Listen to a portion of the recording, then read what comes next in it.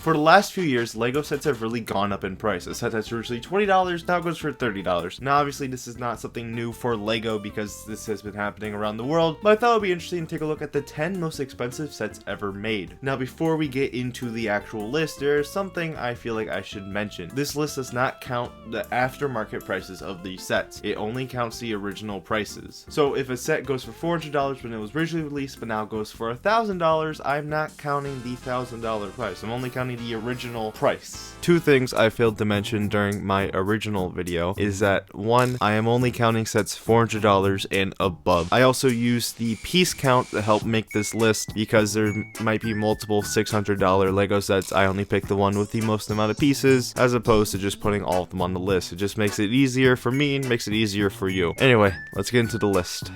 Now before we get into the top 10 list, there are 3 sets that I need to mention because these were at one point on the list, but as I kept adding up, I had to take these off. And so in 13th place, we got 10188, the Death Star. This is the same exact Death Star we have gotten. Nothing interesting here.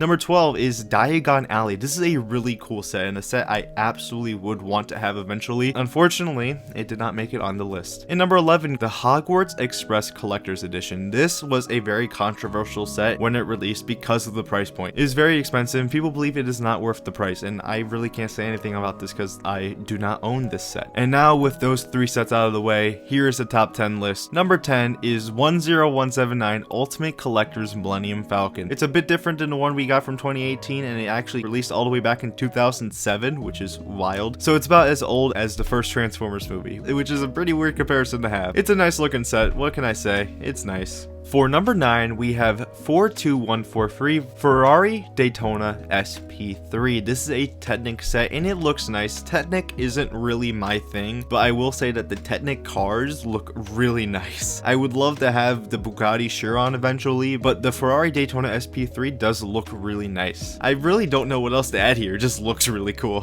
For number 8, we have set 42100 Liebherr R9800.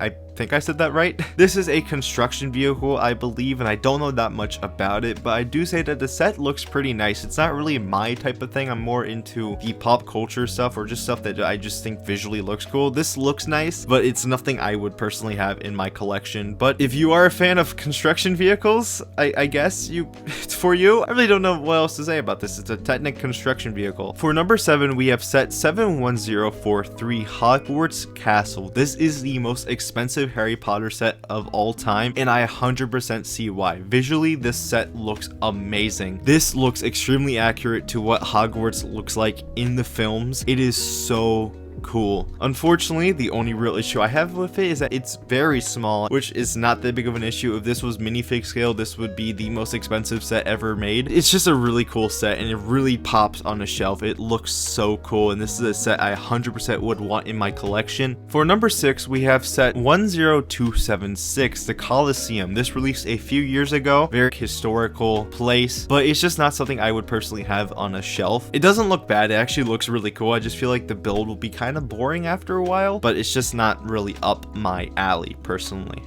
And for number 5, we have 75331, the Razor Crest. This released back in 2022, and it is such a cool set. This looks amazing. This has to be one of my favorite looking Star Wars sets. It looks so cool. The minifigures are amazing. The build of the Razor Crest looks so cool and so accurate that you might not even think this is Lego. And also, the interior is also really nice. Usually with these big UCS Lego Star Wars ships, we don't get an interior really, so it's nice that we actually have a full interior that looks accurate to the show. It just really sucks that the Razor Crest exploded in season 2. Spoilers, by the way, for a season that came out a couple years ago. But unfortunately, the Razor Crest did explode, so I think it is a bit too late for this set to release. I don't know how well this set's doing because I don't work in a Lego store or at Lego, but this is a really nice looking set and a set I would 100% love to have in my collection. For number 4, we have set 10307, the Eiffel Tower. And all I gotta say is that this set is tall. Really, really tall. And it also looks really nice, but unfortunately, it just looks very boring to build, especially the actual Eiffel Tower. That just looks extremely boring to me. Also, I have no idea where I even put it. Like, it can't fit on a shelf. Where would you put it? I don't know. But it is a cool looking set. I cannot deny that. Now we are officially in the top 3, with number 3 being set 10294, which is the Titanic. It is very, very, very long. It is one of the longest LEGO sets ever made. It is so long, but it is packed with so much detail. It looks so cool visually, and it really pops on a shelf. It just looks so cool. I cannot describe how nice this set looks. Me personally, I would not buy it because I don't know where I would put it, but it is a really cool set. For number 2, we have set 75252, the Imperial Star Destroyer. There's not really that much here. It's a nice looking set, but unfortunately, I'm just not a big fan of this. It takes up way too much space. It's just a Dorito. Nothing against the set, it looks really nice, but for the lack of interior, lack of minifigures, as well as the fact that it just takes up too much space, it is a cool set, but it's not enough for me to ever consider getting it.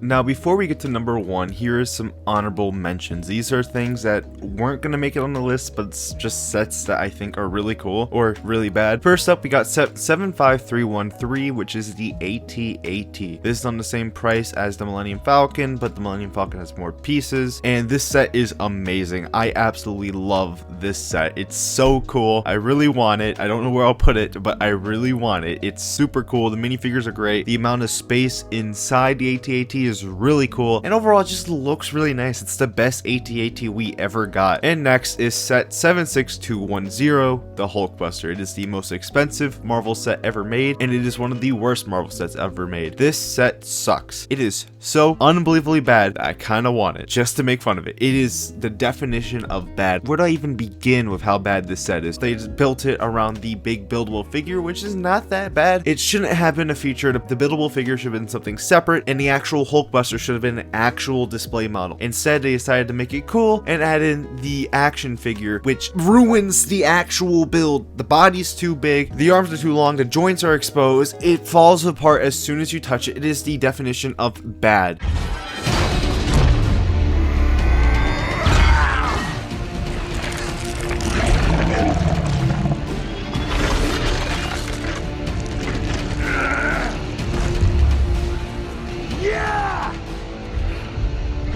Honor to the end. And for number 1, it is set 75192, the UCS Millennium Falcon. This is the newest UCS Millennium Falcon we've gotten from LEGO, and it is the best one. Everything about this set is perfect. The minifigures are great, the actual build is great. The only real issue I have is the lack of interior on the inside, but that is completely fine. It's not that big of a deal. It is a gigantic set, and it definitely takes up a display. It is one of the best Star Wars sets ever made. It is the most expensive set ever made, costing $850 US, which is a lot of money, and it is one of the best sets ever made. And with that, that does conclude our top 10 list. Do you agree with this list? I don't know what you can't agree with. It is literally fact. This is the top 10, technically top 13, but we'll just ignore that. Let me know what you think about this video. Do you have any of these sets? Let me know in the comments, and I'll see y'all in another video. Bye.